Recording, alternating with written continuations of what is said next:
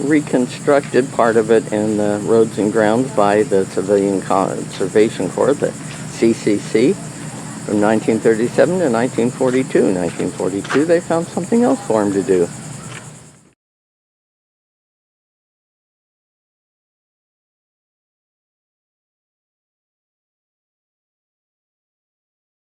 It shows the history of the American soldier up to the current time. Pretty cool.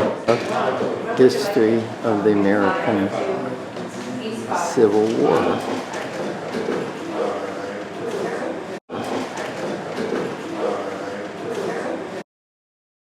1733, Georgia is founded. So James Oglethorpe, the founder of both Georgia and Savannah, he started his establishment at the northern end of Georgia, which is where the Savannah River empties into the Atlantic. So what you'll see once you get into the fort is the St. Mary's River, which is the traditional border between Florida and Georgia, which also marks the boundary between British Georgia and Spanish Florida. So the Spanish build the first fort here as they start watching what the British are doing up the coast. Right.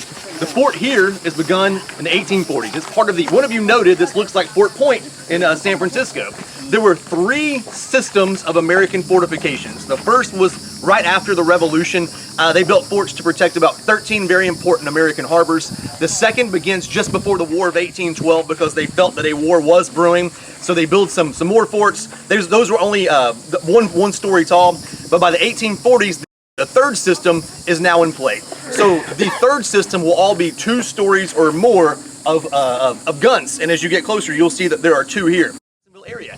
And Lee realizes that there are certain points along the Atlantic coast that he believes are more important than others. Hey, if we lose a couple of these, it really doesn't hurt the war effort, is what he says. And one of those was Amelia Island. So in March of 1862, he pulls the Confederate troops off of Amelia Island, out of Fort Clinch. And one time they might have had or planned on having a moat like they do out at Fort Jefferson in the Dry Tortugas. That is on an island.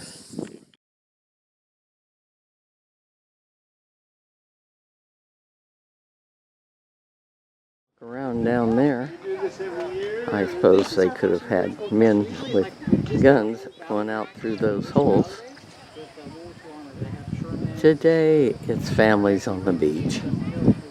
Isn't that much nicer?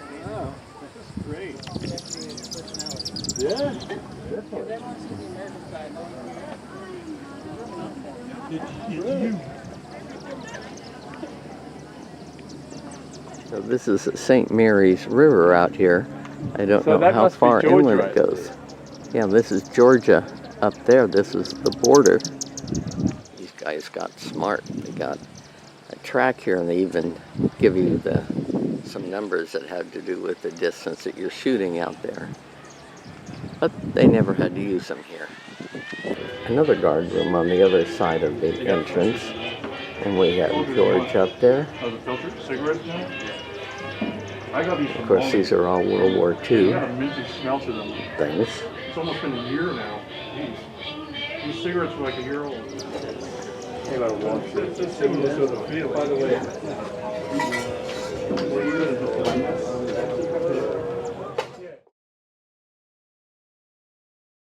This is the Imperial Japanese Army in the Philippines in 1941.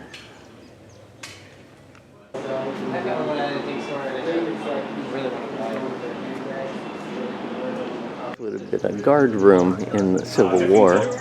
2 men to a bunk.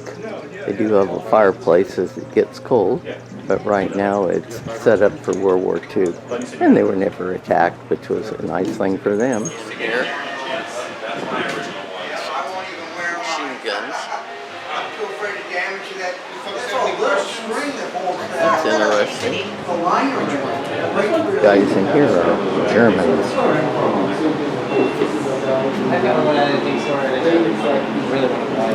It's a bunkhouse.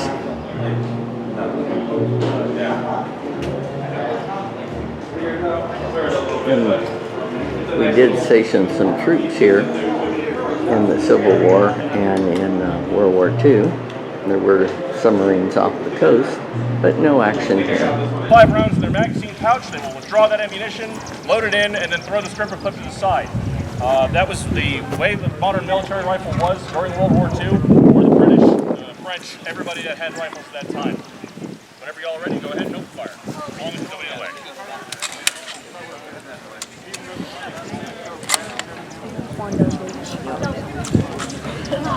My mom. No more round. Fine. Drop. Not expecting.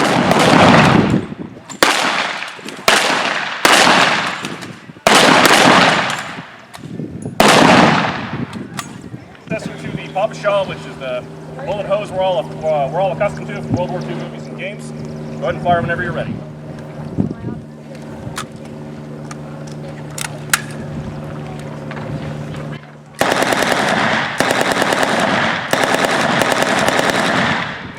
The Japanese Go ahead whenever y'all are ready. soldiers.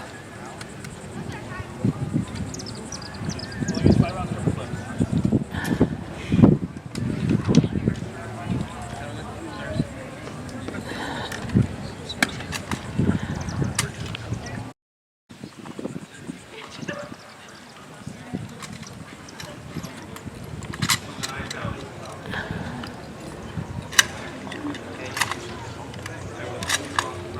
Up your knee.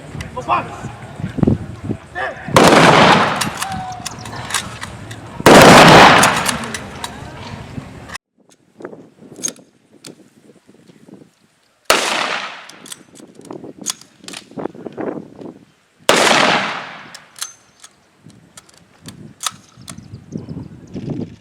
Springfield for about halfway through the Guadalcanal campaign.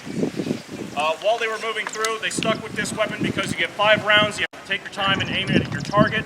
The Army adopted the M1 Garand, which has 8 rounds, but they were more worried about making sure their rounds hit their target and they did enough damage with it at the time.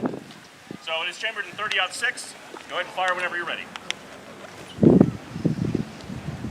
The M1. I trained in this.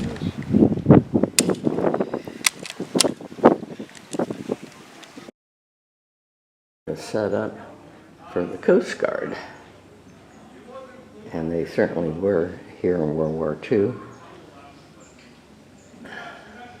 This is Civil War period stuff. They stuck it in the back room for the World War II.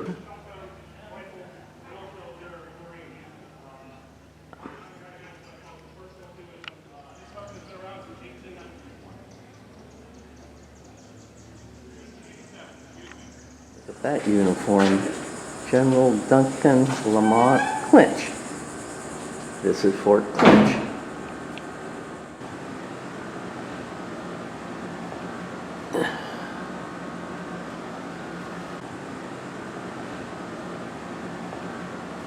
First system fort in the star pattern. System forts getting ready for War of 1812. They were brick and stone. This third system fort,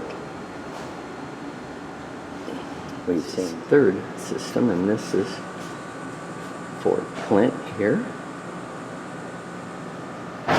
Soldiers' barracks. There was a prison, guardhouse. There were officers' quarters.